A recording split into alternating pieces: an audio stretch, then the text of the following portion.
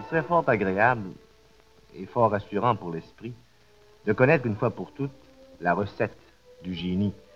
À quel ensemble de qualités de l'intelligence, de l'imagination ou du cœur reconnaît-on l'homme génial et le distingue-t-on de celui qui n'a que du talent? Jusqu'à présent, nous ne possédons aucun critère qui puisse assurer nos pas, et la marque effrayante du génie nous plonge chaque fois dans l'étonnement. Le cas le plus extraordinaire que je connaisse, c'est celui d'Isaac Newton, sans contredit, le plus grand savant que l'humanité ait produit, à venir jusqu'à Einstein.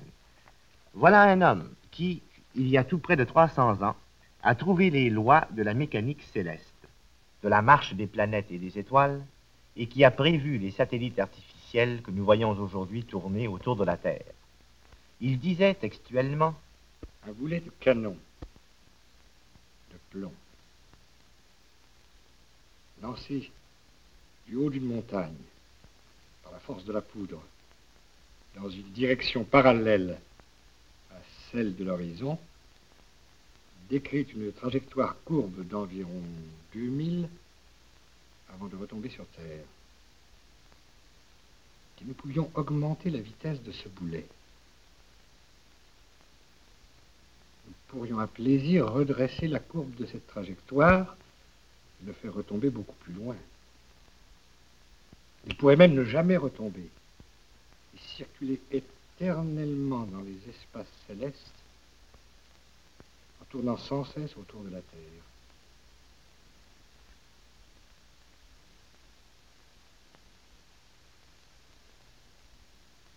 La découverte du Spoutnik, elle est là tout entière dans ces phrases de Newton tirées de ses Principia Mathematica. Ce que l'humanité a cherché pendant 300 ans, c'est une force propulsive assez grande pour imprimer au satellite artificiel la vitesse nécessaire imaginée par Newton. Cette force propulsive, les savants russes l'ont trouvée les premiers, et les voyages interplanétaires ne sont plus ce rêve échevelé digne des romans d'anticipation de Jules Verne qui enchantèrent notre enfance. Mais qu'on ne s'y trompe pas, il n'y a rien dans la course des bébés lunes qui n'ait été formulé et expliqué par les travaux théoriques de l'admirable Newton. Au fait, qui était Newton et comment a-t-il découvert la grande loi de la gravitation universelle? Nous savons peu de choses de son enfance ou de sa vie personnelle. Le grand mémorialiste Samuel Pepys, dont le journal intime est un des joyaux de la littérature anglaise, nous le décrit comme étant un professeur qualifié, d'une grande dignité de manière et de contenance plaisante. En voilà bien un peu pour satisfaire notre curiosité. Heureusement, nous possédons le témoignage du premier maître d'école de Newton, Master Stokes, qui décela très vite l'intelligence exceptionnelle de son jeune protégé et qui vécut assez longtemps pour en suivre la brillante carrière. Voilà notre homme, et pour un peu, nous serions tentés de nous déguiser en journalistes afin d'arracher à Master Stokes le secret du génie de Newton.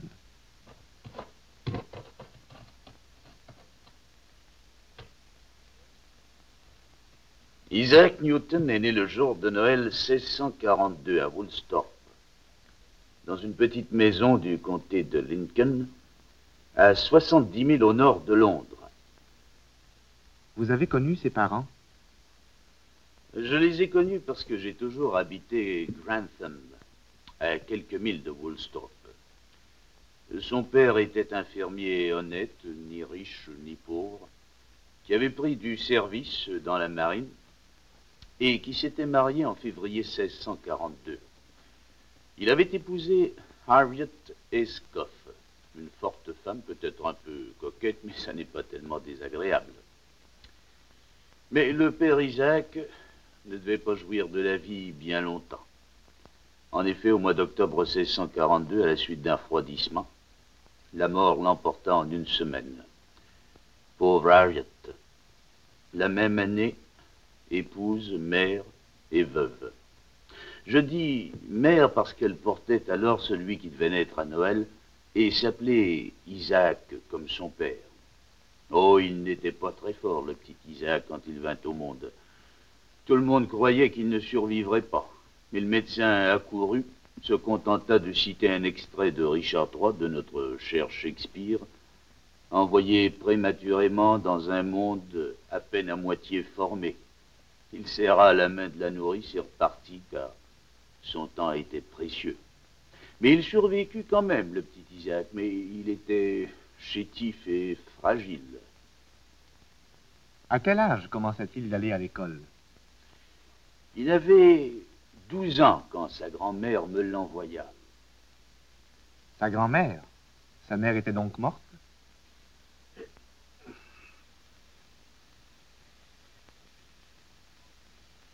C'est une étrange histoire. 3 ans après la naissance d'Isaac, sa mère se remaria avec le révérend Barnabas Smith. Cela fit beaucoup parler dans le canton, d'autant plus que le pasteur n'aimait pas beaucoup les enfants. Harriet confia donc le petit Isaac à sa grand-mère et partit habiter seul chez le pasteur. Orphelin de père, le petit Isaac le devint donc de sa mère à toute fin pratique, et sa grand-mère, il faut bien le dire, l'éleva sans beaucoup de discipline. Je crois même qu'il n'avait jamais ouvert un livre de sa vie quand il entra dans ma classe. Il était, comme je vous l'ai dit, malingre, au surplus fort mal habillé, et comme il en savait moins que les autres, il devint vite la risée de toute la classe. Jusqu'à présent, rien ne laisse prévoir qu'il deviendra le grand Newton. Attendez. Il faut que je vous raconte un petit incident qui a bouleversé sa vie. Je le revois comme si c'était hier. Depuis un mois, un de ses camarades ne cessait de lui lancer des injures et des coups à la dérobée. Un jour, le petit Isaac l'invita à venir se battre dans la cour de l'école. J'arrivai sur les entrefaites et, au lieu d'intervenir, je m'écriai « Celui-là porte 3 armures qui sait que sa cause est juste. » Et savez-vous ce qui est arrivé? Le petit Isaac bondit sur son adversaire, le roua de coups et lui frotta même le nez sur le mur de pierre. J'en profitai pour dire à tous les élèves rassemblés « Désormais, Isaac Newton va surpasser tous ses camarades, même dans ses études. » Et je ne me suis pas trompé. Nous allons bien nous garder de tomber dans l'excès contraire, qui est de croire que tous les génies ont commencé par être des cancres, que tous les grands comédiens ont été refusés au conservatoire. Ce qui paraît sûr, c'est que Newton, privé de l'affection maternelle, de l'autorité paternelle, et mis en état d'infériorité par ses camarades, se sentait différent des autres et a réagi, fort heureusement, en essayant de leur devenir supérieur. C'est sans doute là qu'il faut chercher la source de l'infatigable énergie qu'il déploya jusqu'à sa mort. Mais l'énergie n'est pas tout, et le génie est quand même autre chose qu'une longue patience. Newton montra très vite des dons mathématiques exceptionnels. À cette époque, je me flattais de donner à mes élèves des problèmes que j'étais seul à pouvoir résoudre. Et bientôt nous fûmes 2, Isaac Newton et moi. Et un jour, je crus faire une bonne affaire en donnant un problème mathématique qui ne comportait aucune solution. À ma grande surprise, Isaac refusa de s'en occuper et me montra sur le champ pourquoi le problème était insoluble. Afin de sauver les apparents, je leur fis croire que j'avais donné ce problème dans l'espoir que quelqu'un découvrirait la supercherie. Mais je fus désormais convaincu qu'il ne fallait pas essayer de prendre le jeune Newton en défaut.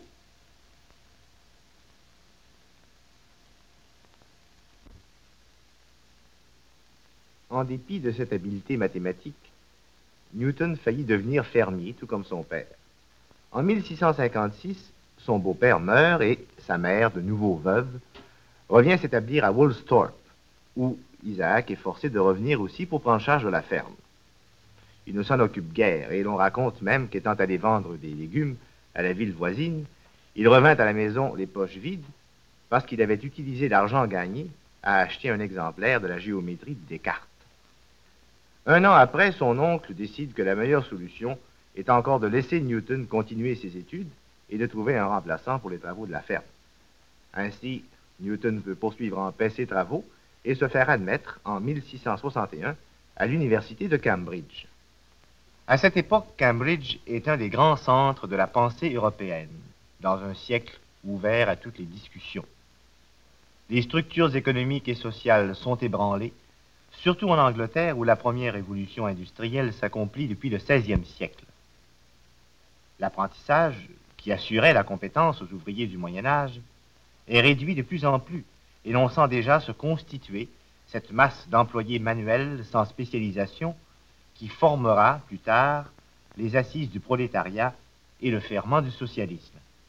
D'autre part, le système capitaliste s'édifie le plus souvent aux dépens de la noblesse traditionnelle, par l'accession de la bourgeoisie, nous dirions aujourd'hui la classe moyenne, aux richesses du pays. Cette bourgeoisie dispute à la noblesse ses privilèges, et elle a raison, puisque c'est elle qui assurera la prospérité de l'Angleterre au XVIIIe siècle et de l'Empire au XIXe siècle. Si le bourgeois Cromwell est à la tête du gouvernement, ce n'est donc pas une coïncidence, et ce Parlement qui vient de se révolter contre son roi annonce avec un siècle d'avance ce qui se produira en France en 1789. Dans les arts, le style baroque triomphe. Les colonnades sont tordues, les formes deviennent fantaisistes, s'ornent de volutes et de guirlandes.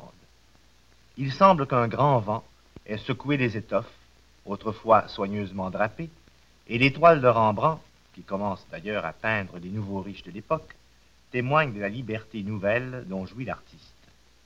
Cette liberté est aussi nécessaire aux savants, et l'on peut dire que Newton eut la chance de naître dans un siècle éminemment favorable aux travaux de l'esprit. Pour être juste, il faut ajouter que Newton, au cours de son séjour à Cambridge, qui s'étend de sa 19e à sa 24e année, ne paraît guère sensible au climat de l'époque. Son journal personnel nous renseigne surtout sur ses dettes de jeu, ainsi que sur les dépenses qu'il encourt à la taverne de l'université. Au jeu, il renonce assez vite car il ne cesse de perdre. Il n'en a que plus de temps pour se livrer à ses études mathématiques. De celles-ci, nous ne savons à peu près rien. Newton n'aime guère se confier, il travaille dans le secret. Mais on commence à le considérer avec respect à Cambridge.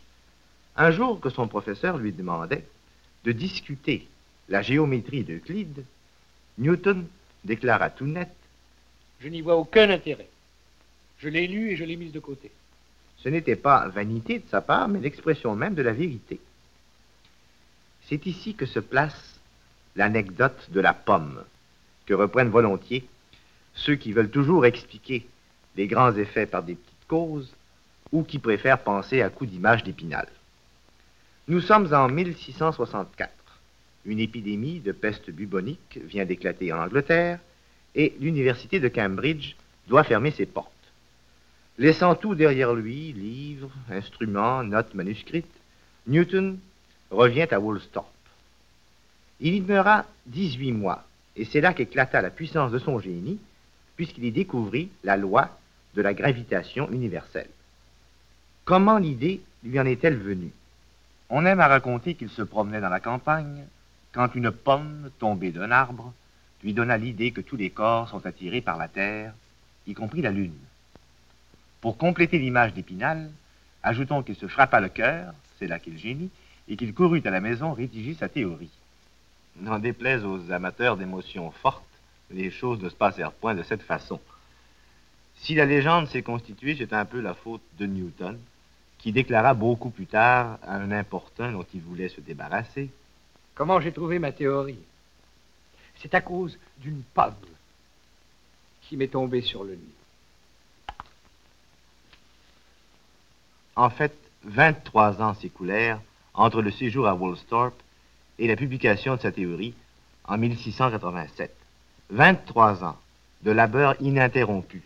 Voilà qui est beaucoup plus vrai que l'histoire de la pomme. Comment êtes-vous parvenu à vos découvertes? Lui demanda-t-on un jour. Et il répondit, sérieusement cette fois: En y pensant toujours. Je tiens le sujet de ma recherche constamment devant moi. Et j'attends que les premières lueurs commencent à s'ouvrir lentement et peu à peu, jusqu'à se changer en une clarté pleine et entière. C'est une belle réponse, mais elle ne satisfait pas pleinement notre curiosité. Nous aimerions bien savoir comment Newton s'y est pris pour concevoir ces théories de la gravitation universelle. Hélas, nous ne le saurons sans doute jamais. Des savants éminents se sont penchés sur ce problème et ont essayé d'expliquer la méthode de Newton. Personne n'a encore donné de réponse satisfaisante. Tel est le privilège du génie. Il vole de sommet en sommet, il procède par échappée, par intuition soudaine, et, pauvres piétons que nous sommes, nous n'arrivons pas à retrouver la piste. Essayons cependant d'imaginer ce qui a pu se passer dans l'esprit de Newton, et pour cela, faisons le point des connaissances acquises au moment où il a commencé lui-même ses travaux. Coïncidence remarquable, il était né au moment où s'éteignait Galilée, défenseur des théories de Copernic. On sait maintenant que la Lune tourne autour de la Terre et que la Terre, ainsi que les autres planètes, tournent autour du Soleil. Après la publication du système de Copernic, Jean Kepler, qu'on a surnommé le législateur du ciel et qui avait été l'élève du grand astronome Tycho Brahe, entreprit d'étudier le catalogue de 35 années d'observation que lui avait laissé son maître. Ces observations portaient en particulier sur les positions successives de la planète Mars par rapport au Soleil. D'autre part, Galilée n'avait pas limité ses études au système de Copernic qui lui valut son procès célèbre. Il s'était aussi intéressé à la chute des corps et à l'influence de la pesanteur.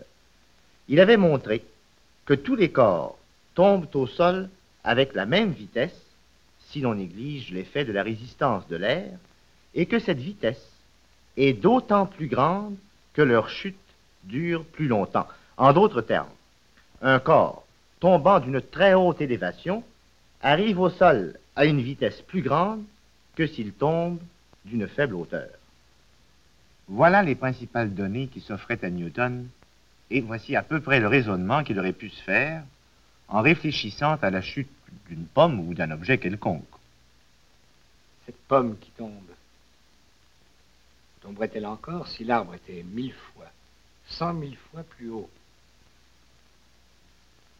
Cette pesanteur qui attire les objets vers le centre de la Terre se fait-elle sentir uniformément ou diminue-t-elle quand on s'élève dans les airs, comme le pensent quelques-uns? Admettons que la force de pesanteur diminue avec la distance, qu'elle devienne même 4 fois plus faible quand la distance devient 2 fois plus grande. Il me reste à le prouver mathématiquement. Si cela était vrai, la Lune serait, elle aussi, attirée par la Terre comme une pomme géante. Mais tombe-t-elle en réalité?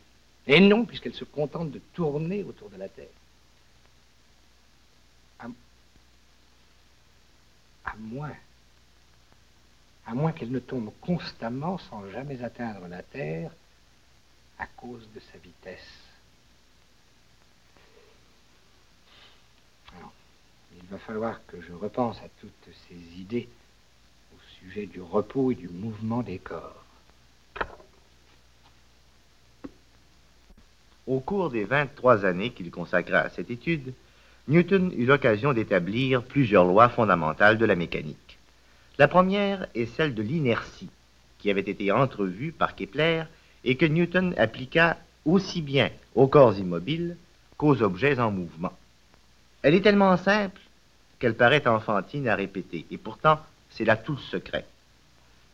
Un corps en repos demeure immobile tant qu'une force extérieure n'agit pas sur lui pour lui imposer un déplacement. Si une force agit sur lui, il se déplace.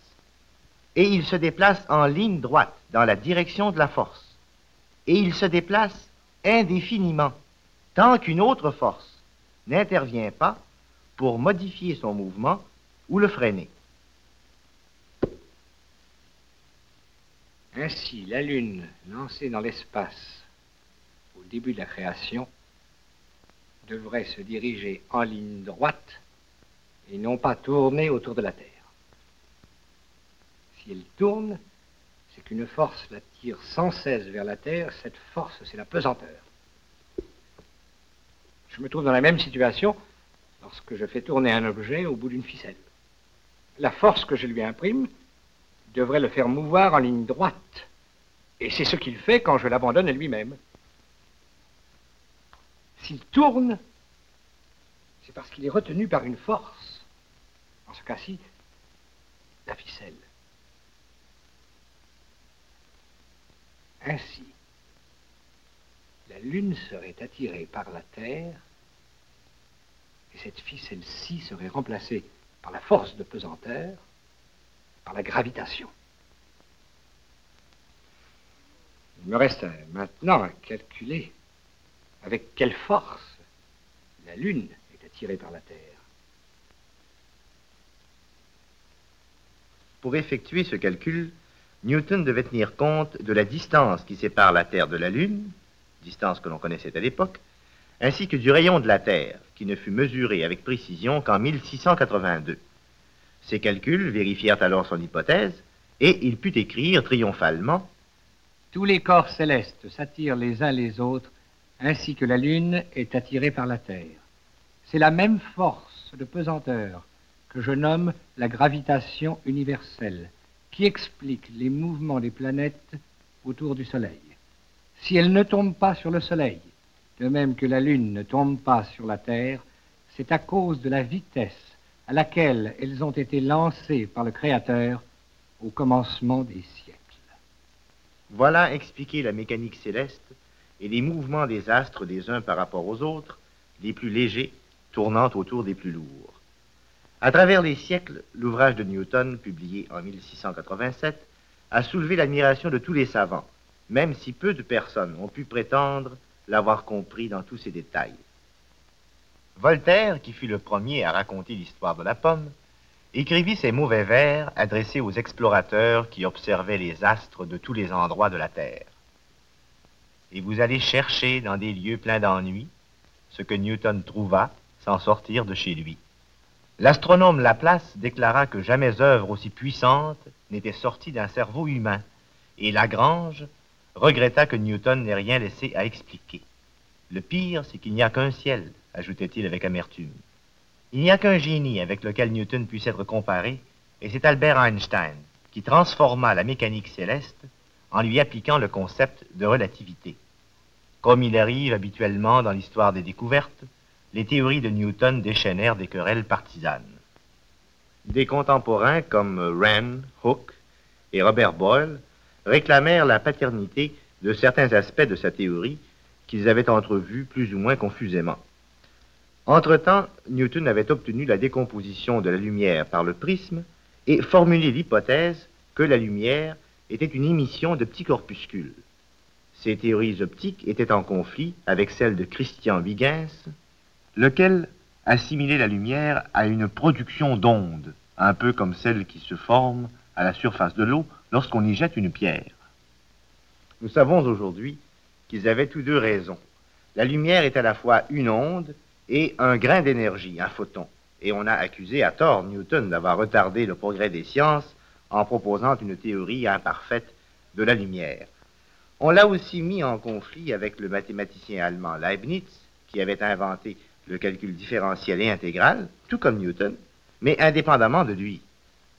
Tout cela n'empêcha pas Newton d'être élu président de la Société royale de Londres, de devenir directeur de la monnaie, de réussir en bourse des opérations fructueuses et de mourir à l'âge respectable de 85 ans, entouré d'honneur et de considération. Fut-il pour autant un homme heureux? Il n'est pas facile de le savoir. Il était timide, taciturne, prompt à la colère, insociable, et il demandait même qu'on ne parlât point de lui, car il ne voulait pas se créer de nouvelles relations. Sa difficulté à entrer en contact avec d'autres êtres humains lui joua de vilains tours tout au long de sa carrière. On ne peut pas expliquer autrement le fait qu'il n'a jamais formé un seul disciple, en dépit de ses nombreuses années d'enseignement à l'université de Cambridge. Il lui arrivait même de parler dans le vide, et pas seulement au sens figuré du mot. Ses élèves n'assistaient pas à ses cours, et il discourait quand même devant une classe complètement déserte. Cette idée de la gravitation universelle entraîne plusieurs conséquences importantes que je voudrais expliquer ici, beaucoup plus pour mon plaisir que pour le vôtre, puisque vous êtes tous à la taverne. Si l'on admet que tous les corps célestes sont soumis à l'action de la pesanteur qui s'exerce en leur centre, on comprend qu'ils aient tous une forme sphérique, puisque chacune de leurs portions de matière est attirée uniformément vers le centre. De la même façon, le phénomène des marées sur notre globe s'explique par l'attraction de la Lune et du Soleil. La preuve en est que ces marées sont beaucoup plus fortes quand le Soleil et la Lune sont du même côté de la Terre que lorsqu'ils sont en opposition, car alors ces deux astres se neutralisent mutuellement. Je pourrais vous dire aussi, et tout cela n'a pas d'importance, je ne parle pas pour vous, je parle pour moi.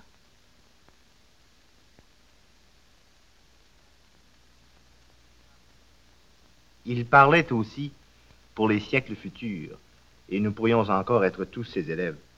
C'est lui qui nous a fait comprendre pourquoi un satellite artificiel peut tourner autour de la Terre ou, s'il est lancé à une vitesse suffisamment grande, peut se rendre jusqu'à la Lune. C'est encore le principe d'inertie de Newton qui nous fait comprendre pourquoi les satellites, une fois lancés, n'ont plus besoin de moteur. Ils poursuivent leur course à la même vitesse, et seule la résistance de l'air peut les ralentir. Si on les lançait assez haut dans les espaces interplanétaires, ils poursuivraient leur course sans retomber jusqu'à la consommation des siècles. Oui, je sais bien, nous sommes dépassés, et par les événements, et par l'intelligence qui les a rendus possibles. Nous ne pouvons pas comprendre le génie de Newton, pas plus que celui de Bach ou de Mozart. L'essentiel, c'est qu'ils aient existé pour l'honneur de l'espèce humaine.